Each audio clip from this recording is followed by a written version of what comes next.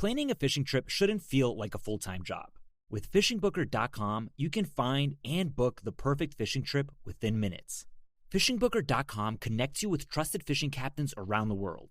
Booking is fast, easy, and secure, with access to verified customer reviews, loyalty rewards, and around-the-clock customer support. Everything you need to book with confidence is in one place. So head to fishingbooker.com and start planning your next fishing adventure today. Scree gear is more than apparel. It's a tribute to the relentless, the tireless, the true guardians of the wilderness. It's for those who seek not just a game, but a legacy. Not just a sport, but a way of life. In our gear, you're more than a hunter. You're a story, a tradition, a legend in the making. Scree is your journey, your triumph, your success. Join the working man revolution. Success awaits.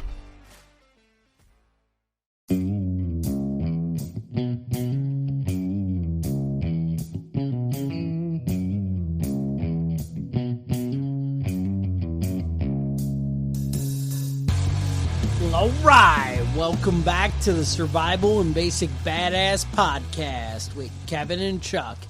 Today, we're kind of getting back to that off-grid, setting up the homestead, and looking at more electricity options. Today, I wanted to go a little bit deeper. I've been getting a lot of questions on fuel storage. How am I going to, keep the lights on and keep things going after the power goes out, and just how am I going to get through it? How am I going to get through the end of the world in the dark, So I've been thinking, and there's a lot of options, and I got to tell you, I think your easiest option, people survived for thousands of years with no electricity. There are a million ways to get things done, to make food, to process food. But how cool is it when you got a flashlight at night? Dude, you want that, right? I mean, you want a little bit of convenience because, we've gotten used to it. Right. We're fat and lazy. Yeah, refrigerators are a huge help when it comes to refrigerators. I mean, how awesome are you if you're the guy who can store food long term, right? Right. I mean, that's the dream right there. But, I don't know. So I wanted to, find a way. But I think there's a lot of things, we can do a washing machine that's, a hand crank. Right. And I'm okay with that. We need to, find ways to conserve and make things work. I don't need to be staring at the Facebook and updating it every 5 minutes. Unless, of course, I'm sending, a message and writing that word badass, that. Right. Then, you got to do that. You got to have your priorities right. Right. But I'm just saying, there's not so much that, we really need electricity for. But you got to do some planning. You got to learn this stuff beforehand. How am I going to watch Netflix, though? That's the thing I'm worried about. Netflix, there's some great shows on there. I mean, now I'm finally getting around to going through Breaking Bad. Oh, yeah? You just I'd never seen it. I'd seen one episode, and then, nothing. It only gets better. Last season. It only gets better. One. I'm at like season 2, maybe halfway through the season 2. But, whatever. But, I don't know. Try and set up your homestead is what I'm saying without electricity. Go as far as you can go. Right. But then... And there's a lot of roundabouts with electricity. When it's time for electricity, then let's talk. So, initially, all right, I have a gas generator. Now, I can store gas, but you guys have heard me say it on this podcast. Right. You can store gas maybe a year. You might get a year and a half. You throw some stable in there. Maybe in a fantasy world, if you're cleaning out carburetors, you might get 2 years. But that's it. You're not going past that. And that's a long time. If you're storing 2 years worth of gas, you did some planning. Right. You're a prepper. Right? I mean, you know what I'm talking about. Even if you stole a freaking 18-wheeler tanker thing, 2 years? I don't know. Yeah. I guess your generator, it's about 2 years. But can you refine your own? I got some messages this past week, actually. Alec and Dave, one, on off-grid electricity, really prompted this episode. And, and the other one was, can we refine gas? Is that even a possibility? Storing crude oil and refining it later on. Kevin, you looked into it? What's the answer? I did a little bit of research on it. No. The answer is no. Dude, I was excited. I was like, yeah. Yeah. Because, you hear these stories that America's only got a couple refineries and we don't make new ones. I'm all excited about it. I'm like, I'm going to be my own refinery. I'm going to stick it to the man. Yeah, apparently the reason that they don't make new refineries is because it's a huge pain in the ass. Unless you've got millions of dollars, you're not going to do anything worthwhile. And by millions, you mean billions. Mm-hmm. Yeah. All right. So I'm kind of up a creek. Now, there's a couple other options you came up with? I did. You can. And what can I do if I want to? I want to run my car or maybe my gas generator. Mm-hmm. What am I going to do? Wood gas. I looked into this. Tell me about this wood. I've seen on the YouTube. They call it. I love it. They call it wood gasification. Gasification, which is not how I would have ever used that word before. That's what I do to beans. That was something with gastrointestinal distress. Yeah. Basically, what you're doing is you're converting wood or charcoal into gas. Okay. Into a gas. All right. And once it's cooled off, you can fuel an internal combustion engine. So you can, run your lawnmower, your truck, whatever runs on gas, you can run it off of this. Okay. And looked into it. FEMA actually published a book in 1989. Now wait, FEMA did something productive, is what you're telling me. FEMA's always doing crazy stuff. It's just when things actually go wrong, that's when they have the hiccups. They're like, oh shit, I was writing that book, I didn't even think. Yeah, they wrote a book in 1989 on how to build a gas generator in an emergency fuel shortage. So, I didn't look at the book, but Kevin, I did that's, I make a commitment. I buy a lot of books. I prepare. I look out for my people here. Mm-hmm. But we could probably put a link to the book, right? If this is something people are serious about, we could probably hook them up, right? Mm-hmm. Yep. All right. And I looked into it, and actually, you can build these at home. They have a lot of YouTube tutorials and a lot of other stuff, but you can also buy them pre-made. Really? So you can just get it, have it at your house. So I can put a link in the show notes where I could just buy a wood. Yeah. Tactical Wood Gas Incorporated. All right, so that's where I'd go to buy? Yeah, I actually buy something. I was checking out their sites. What kind of price are we looking at for something like this? Big Dragon Wood Gasifier Gasification system. That sounds fun right there. The Big Dragon. It looks pretty cool too, yeah. Yeah? Yeah. They put like nice paint and shit. Mm-hmm. Looks nice. Yep, $1,200 though is what you're looking to spend. I'm not thinking that's wrong. Turn wood into fuel? I don't think so either. Now, you're saying FEMA will talk me through it. I can do this on my own. Right, you can build this at home. But $1,200, somebody already solved my problem. They already did it. You can order it. Now, because I have guns that were $1,200, and you know what? Wood into gasoline, guns. Mm-hmm. Maybe I don't need 27 guns. Right. If I had 26 and wood turning into gasoline, right? And then right with it, they also sell generators. And the interesting thing about the generators, the one I was looking at is about $800. Okay. That sounds like a typical generator price. But it's designed to run off of the wood gas. Okay. But it also run off of propane and natural gas. So if you have a propane tank, you can hook it up and run your generator that way. All right, now, but the wood gas one, am I running my regular gas generator with it? I thought you said anything with gas. Yep. I can. You can run your regular generator. All right, so what's the upside to their gas? Their generator. Their generator is that you can do the wood gas, but you can also do the propane. The propane and the which is, so you have different options on what, and propane is something that you can't store gas for 2 years, but propane lasts a long time. All right. You can fill up your tanks and just. I told you I found the local guy, $10 a tank or something. Mm-hmm. Yeah, you guys should be able to search something out. You can't. You're not going to go to Lowe's and get your propane filled for $10. Right. But there's somebody in your But neighborhood there's that does somebody it. You who just does have to it find for them. under 15. And I definitely see 13 here and there. Yeah, and probably most places it's cheaper than it is around here. That's true. New York, we kind of, put the kibosh on cheapness. So. Now, I looked at some of the other ones. Northern Self-Reliance right. sells some. They've got the Isabella Gasifier, which is... this one was a little bit strange because it looked like it was designed just to run smaller engines. Okay. But it's for a 3 to 8 horsepower engine, and that's $350. And then 8 to 13 horsepower pretty cheap, engines though, is about $350. Mm-hmm. And then there's the bigger one that's Victoria Gasifier, 8 to 13 horsepower. All right, but I'm still not running a pickup truck. Not running a pickup truck on these guys, but they have a DIY kit. Oh, $375. You can get the bigger Victoria Gasifier. And actually, going through their website, there's some pretty interesting stuff on there. It wasn't just gasifiers. Both of these guys had a lot of different homesteading style, techniques, articles, different things. So definitely worth checking out. and what's this website again? Northern Self-Reliance.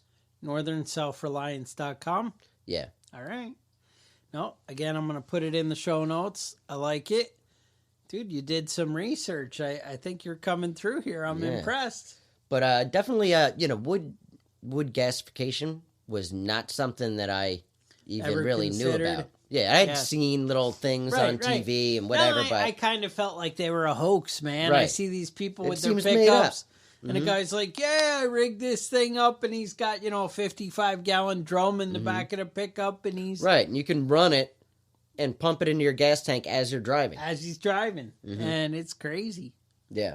So that's definitely a pretty interesting way to go. Now, we were talking earlier about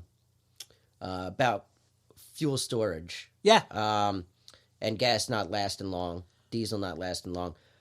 What about, and we couldn't figure out how to refine crude oil, but how could we make diesel at home, say, with products we have around the house? Or I feel like you might be setting me up here. it's a segue, dude. A segue? Yeah. Is that what you call that? All right. Well, let me tell you about our good friend biodiesel. Now, you might have heard about biodiesel. You probably listen to Willie Nelson a lot. Yeah. You're like, oh, Willie Nelson, yeah, that song about Georgia. I don't know what it is. Georgia's on my mind, I think it is. I know. Yeah. I know Willie Nelson. You know Willie Nelson, I don't have to expand anymore. We got No- it. known He smoked for weed in the White smoking the House weed. and didn't pay his taxes for Didn't years pay and years. taxes, had the IRS tapes, something like He that. fought the law and the law won. Yeah, it didn't work out. That guy is going strong. He's unbelievable. But actually, The weed gives him superpowers, apparently. Superpowers? He's like 150 years dude, he old. tours like a madman. That guy's fucking awesome. All right, so, yeah, no, Willie's all about, they had Bio Willie, and they had all these gas stations all across the Midwest for Oh, a really? while. Oh, yeah, he was all serious about it. He was going to save the planet. And then, because it was going to save the farmer, too, you know, was the idea. Mm-hmm. So, actually, I'd looked into starting a biodiesel company a couple of years back, and, of course, the government put the kibosh on that. Yeah. Hey, dude, there's just no way to... I mean, the thing is, we could make biodiesel, and when we looked up at setting up our plant and doing everything and the overhead, it was like diesel at the time was like $1.89 a gallon, and I could make it for about $1.85 a gallon. Mm-hmm. So there's no profit I mean, margin well, there. I could sell it to you for $1.85 a Right. gallon, but yeah, you're not going to try something new, something scary that might mess up my motor in my nice truck. Right. Because nobody knew. Everyone's like, biodiesel, I don't know. And they always, you hear these stories when you read on the internet. They're like, oh, when you switch over to biodiesel, it ends up actually cleaning everything out. But all the bad stuff ends up clogging out fuel filters. Oh, yeah? So they have the warning, when you start using biodiesel, plan on replacing like 3 fuel filters in the first 2 months, but then it's Then, all good. All right. But you start putting out little scary things like that, Right. and people are like, I don't know. So the big excitement with biodiesel originally was, everybody's like, oh, waste oil, you'll be able to get it from freaking, go down to McDonald's and take all their dirty oil, which they have these big, awesome machines that recirculate it and clean it out. They go a long time on their oil. But your normal little bar and stuff like that, you're going to have excess diesel. Well, they do actually pay to get rid of it or give it away, but there's companies that come and snatch it up. Right. It's tough to go in and be like, hey, I want all your old grease, Right. They're not exactly, giving it out like people talk about.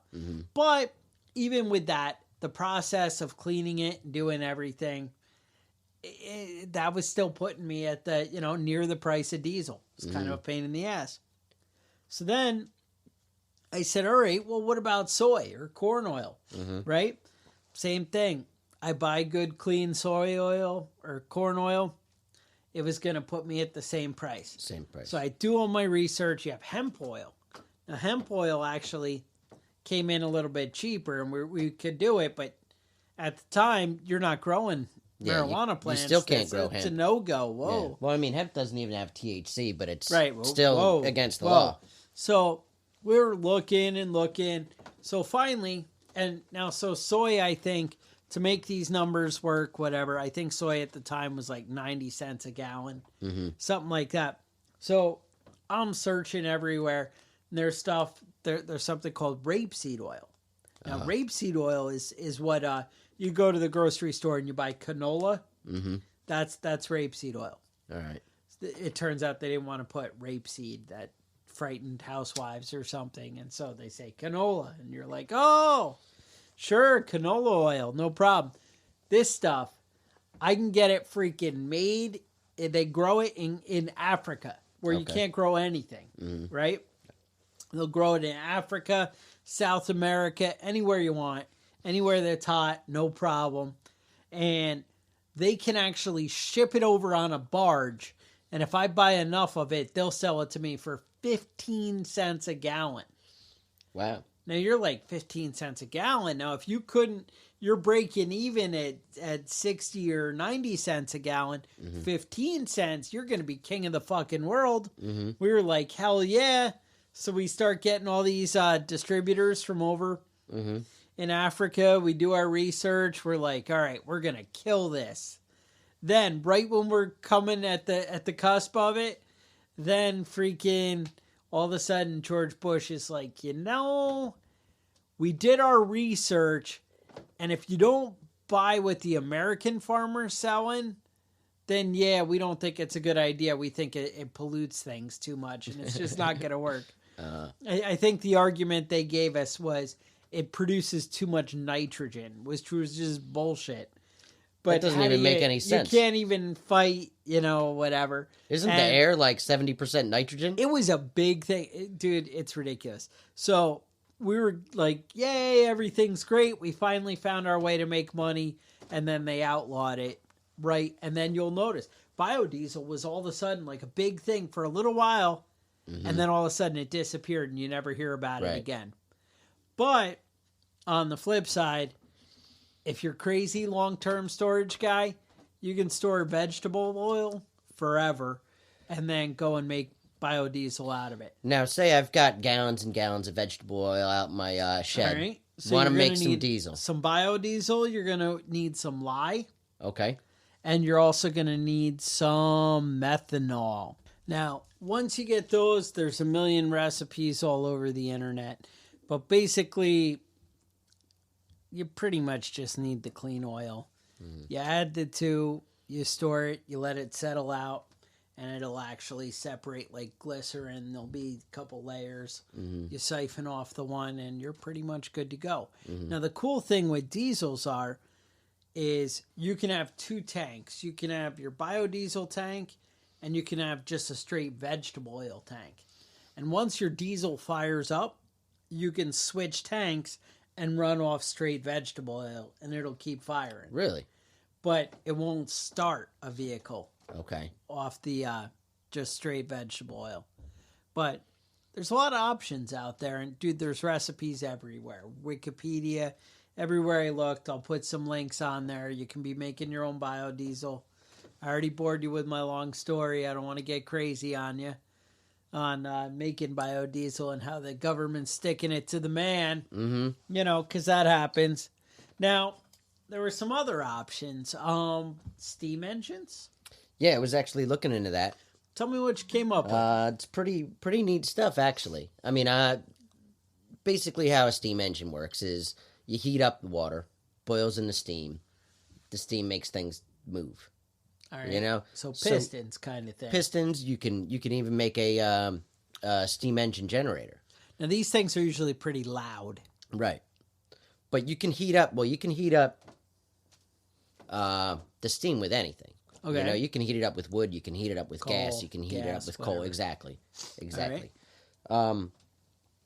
Now you can build your own steam engine if you're, good at metal work and all that sort of stuff. A lot of the people I saw are like, "Oh, I got this one off a submarine, or I got this off of, because but you can buy them, steam generators, actually." And I looked at one site that was pretty interesting.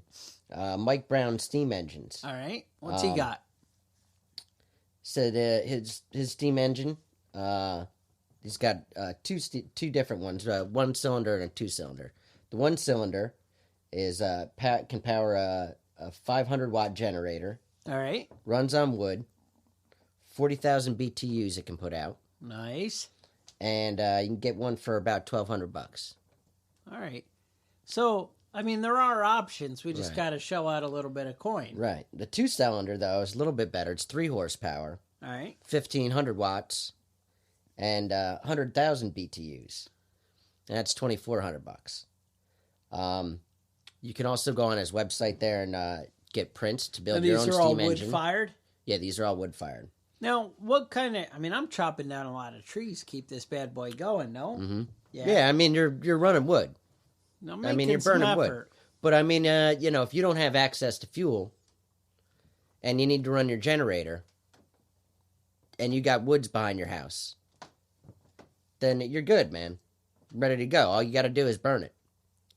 I really could have just bought those solar panels, is what you're telling me. Yeah, well, you could. And then me cutting down 20 trees. But I'm not worried about the trees. I'm just saying me out there with an axe, 20 trees. Mm-hmm. And I'm like, oh. If only somebody would invent a steam-powered chainsaw. Now we'd be we're in business. Talking. But he also had some prints for junkyard stills and some interesting little things on there. So that's Mike Brown Steam Engine. That was pretty interesting. All right. Interesting ideas on that. All right, I like that. I think I'm going to have to do some research. Now, again, I'm going to try and get all these in the show notes. Yeah. Now, I remember I watched, you ever see that movie African Queen, I think it was, with I don't recall it. Humphrey Bogart? And he's going down the river on a steamboat. That sounds familiar. That's what kind of got me turned on to the steam engine first, because he's like, I have to pull over to the side and get some more fuel, and he goes out there and starts grabbing some sticks and wood out of the woods. I like that idea. That is pretty cool.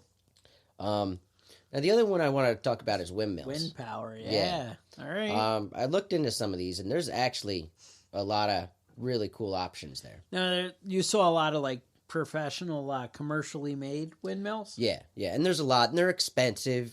But, I mean, the truth is, the majority of it you can build yourself. The expensive part is building the tower. Okay. So you can build a tower out of wood. It's not a complex project. I can shave down a tree and have a long pole there. I'm in. You're good. All right. So windmills actually been around a long time. The first one was in Alexandria in the 1st century. Okay. Became popular in Europe in the 1300s. And let's see, they were first used pumping water in the 9th century in Afghanistan and Pakistan. The only thing maybe that was ever invented in that area that was worth anything. Didn't they come up with math? Isn't that the whole... No, we're not. Algebra, yeah. We're not giving them that. No. Who wants that? Yeah. really, that was kind of the bane of my existence, is having to That's learn. why you had a hard time in high school. Yeah. Huh? Now I'm starting to see why I don't like these people. Mm-hmm. All right. All right. So, now the American windmill was invented by Daniel Halliday in 1854. Sure, because like 500 years later, we're like, fuck, we can invent that. He did it better, because what he did was he put multiple blades on. Oh, That's where you see the ones that are like it almost looks like a wheel with all the little blades on it, and it had a like a weather vane type fin, so that it would turn itself towards the wind. Yeah. No, I like that. I like setting it up in the right direction, and yeah, that really, you can, grab so much more power there. Yeah, and so they basically, in the 1930s there were like 600,000 windmills. Okay. And everybody was powering all their equipment. Wow. On windmills, especially in the rural areas. Yeah. The problem was that the government demanded that electricity be an option for everybody. So once they started coming out to the rural areas with power lines, the windmill pretty much disappeared. Okay. Doesn't mean that there haven't been innovations since then, though. Really? Yeah, and I looked now, it up. Now they're good for catching eagles or something. I Yeah, heard? yeah. Well, people are doing it. You're not really going to generate a lot of power with the windmill, as far as electrical power, unless you really have like a 60-foot tower. Wow. And 10 or 20-foot blades on it. Whoa. It's a big project, but you can run things. You can run water pumps. Well pump. They've been doing it for years like that. Well pumps, and I looked up the mechanics of it. Yeah. It's actually like really fascinating. You see how everything works. Nice. It's basically the wheel spins, and it pumps a camshaft that pumps up and down, reciprocating power. Pumps the water up, and the water is stopped by a check valve, so it's a little bit at a time. Bumps up each time. And if you use like a 16-foot windmill, 16-foot, and I set up a water tower, so it's got a big bucket, and I got a little well pump thing going on my windmill. Then what? You can pump up to 1,600 gallons, 100 an hour, 100 feet up. Wow. So, I mean, that's really... so I can keep my water tower ready to go. Right. And, if you go online, you can find a lot of places that sell them. They're a little bit expensive, but like I said, if you're willing to build the tower, then you can really save a lot of money. You can get in there for about $800-900. But if you're wanting to set up... Yeah, it's kind of like we're using the power of the gods. Right.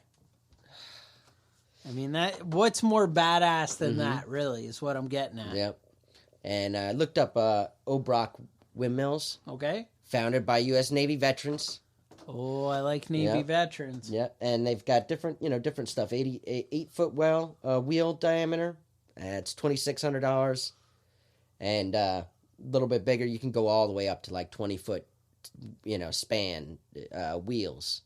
Wow. And that's like it's like $30,000, but you're actually doing some work, and you're powering your whole farm with that. A windmill, but yeah, if I could power my farm, we might have something to talk about. Now all I need is a farm, and then I'm fucking in. That's it. Yeah. Then it's nothing but bacon and bitches. Those would be the dogs chasing you around. Yeah, the dogs that chase the pigs, man. All right. Come on, seriously, get your mind out of the gutter. All right, just checking. So, all right. No, I think we covered it there. Yeah, I think a lot of what I learned just in the past week or two researching this is that there's really a lot of options. There is out there. It just takes the foresight. You got to plan a little bit. And you know what? You're thinking, oh, well, a lot of the options you just threw at me were $1,200. Right. Hey, you're a prepper, man. You got to plan. But let me tell you something. Freaking Instructables. Have you seen this website? Yeah. They show you how to build any damn thing. You go to the scrapyard, you need some used appliance parts, call me. I'm going to hook you up. But otherwise, hey, the Instructables, you can build most of these things on your own. You just, it's one or the other, either money or time. Right. and that's how the world works. Yeah, and most of those wood gasification systems, I was watching can be put together on your own. Yeah, most of these companies, they had videos of like their first products that they had built, and they just built it in the backyard and was sitting on cinder blocks, you know? Yeah. A lot of this stuff is trial and error and figuring it out. That's it.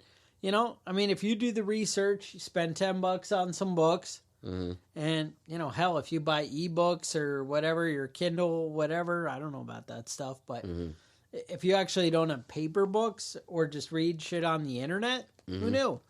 Instructables, you can build anything. There's a lot of ways to set up your property, and you're going to be a regular freaking Swiss Family Robinson or something. I don't know. It just sounded good. But, all right. So anyway, so you're like, oh, but now I have an awesome homestead. I have a little bit of electricity. I have a refrigerator. I just don't have a kick-ass knife. What are you going to do? Well, you're screwed, right? Yeah, I mean, you're out of luck. You're not a prepper if you don't have a man-sized knife, right? No. That's the way I see it. How are you going to chop your chicken's heads off? SOG, Jungle Primitive. I personally have chopped a chicken's head off with the SOG Jungle Primitive. Really? That's a real fact. That's a prepping badass fact right there. Now, the one that we're giving away is not the same one that I cut a chicken's head off with. This is actually new in a box. It's the same model, same version. So we can use it to cut a chicken's head off. It will cut a chicken's head off, but this one hasn't been held by me and chopped someone's head off. Okay. All right, just so we're clear. I don't want you guys getting too excited. Like, you know, it's like when, what's the guy just had all his fake helmets and whatever, the quarterback. Oh, I didn't hear about that. Okay. The Inflategate guy. Oh, Manning? Yeah, Manning. So he apparently had a bunch of helmets, and he used them in practice or something, and then texted his manager guy or trainer or equipment coordinator, I have no idea, and he's like, oh, you could sell these on eBay as game used. And then apparently that came out. And people it had his sweat in there. It had his sweat. Now, so if you're looking for that kind of a connection with the prepping badass, you're not going to get that out of this knife. Not going to happen. Not getting any of our DNA, I'll tell you that. Not getting our DNA. But if you just want a nice, clean knife that kicks ass, then you are in the right place. So, what you want to do, you want to go on our Facebook page. That would be facebook.com/preppingbadass. If you haven't already, you're going to like the page, and you're going to send us an instant message, like that Facebook iMessage, and you're going to type the word badass. Send me the word badass. I'm going to keep getting these every week for the next 3 weeks or whatever long it is. I don't know. I'm going to tell you right now. And on the June 4th episode, the episode that comes out, I actually release it, I think it'll be June 3rd. And, you guys probably see it on June 4th.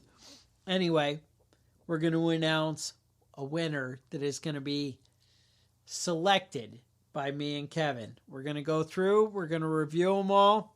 We're going to check out your profiles, get in your business a little bit. Yeah. We're going to... Either that or we'll just drink a lot of beer and randomly pick one. Guy. Yeah. Oh, look at that guy. He's got boobs on there. All right. Don't send us boobs. We don't want to see That's your a boobs. no-go. Not that, but I mean, I'm just saying that would be weird. That's not what we're using as our criteria is what he's getting at, in case that's what you were thinking. But, so you're going to type in the word badass, send it off to us, and we'll put you on our list here, and we'll see what we can do. Get it sent out, huh? So, otherwise, you guys stay safe. Check out our website, preppingbadass.com. Mm-hmm. Questions, concerns, thoughts on new episodes, you're going to email us at preppingbadass@gmail.com. Otherwise, we'll talk to you guys next week. Give me fuel, give me fire, give me that which I desire. Ooh.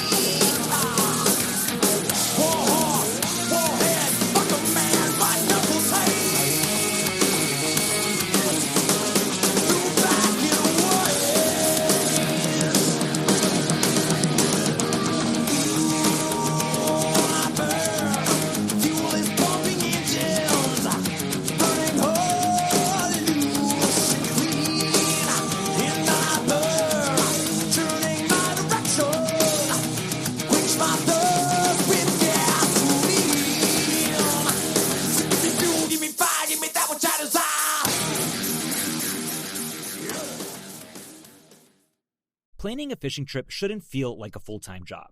With fishingbooker.com, you can find and book the perfect fishing trip within minutes. Fishingbooker.com connects you with trusted fishing captains around the world. Booking is fast, easy, and secure, with access to verified customer reviews, loyalty rewards, and around-the-clock customer support. Everything you need to book with confidence is in one place. So head to fishingbooker.com and start planning your next fishing adventure today.